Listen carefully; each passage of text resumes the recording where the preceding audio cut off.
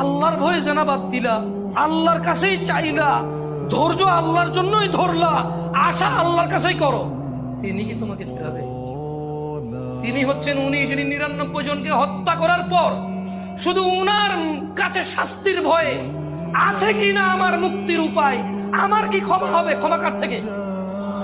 তাহলে ওই যে বনি ইসরায়েলের ঘটনা, ও 99টা মানুষকে মারার পর কার কাছে ক্ষমার জন্য? ক্ষমা হবে কিনা ব্যাকুল হয়ে গেছে। কার কাছের জন্য? আল্লাহ থেকে। ওকে যাদেরকে মেরে ফেলছে তাদের কাছের জন্য। ও তো টেনশন করতেছে যে আমাকে কি মাফ করবে কেউ, আল্লাহ কি আসে যে আমাকে মাফ করবে, বা আমার কি ক্ষমা হবে?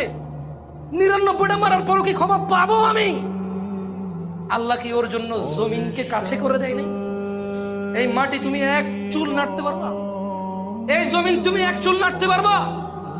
ভাই আমার, তুমি কি বনি ইসরায়েলের ওই 99 জন হত্যাকারীর চাইতে নিজেকে খারাপ মনে করো? কেন তুমি আল্লাহকে এত এত আল্লাহর বিষয় তোমার এত ধারণা খারাপ কেন? তুমি বলছো লা তাকনাতু মির রাহমাতিল্লাহ, আল্লাহর দয়া থেকে নিরাশ হবা না। আল্লাহর দয়া থেকে নিরাশ হওয়াই গুনাহ। ইন্নাল্লাহা ইয়াগফিরুয যুনুবা জামিআ, আল্লাহ সমস্ত গুনাহ ক্ষমা করবে।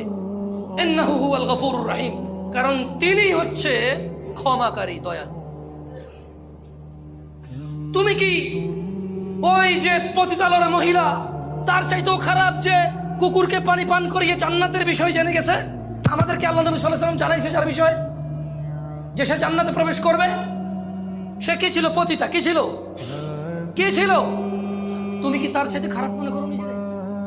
যে আল্লাহ পতিতা কুকুরকে পানি খাওয়াইলে সন্তুষ্ট হয়ে জান্নাত দেয়, যে আল্লাহ 99 জন লোককে হত্যা করার পর যে বলছে ক্ষমা নেই তাকে হত্যা করছে, এরপরেও মনের ভিতরে কেমন জ্বালা যন্ত্রণা যে আমি কোথায় গেলে মাপ পাবো, কেমনে আমি মাপ পাবো, এই যে মনের ওর এই যে দ্বিধা দ্বন্দ্ব যে আছে, তো একজন বিচার করে ফেলবে, মাপ না পেলে কি হবে, কে করবে মাপ?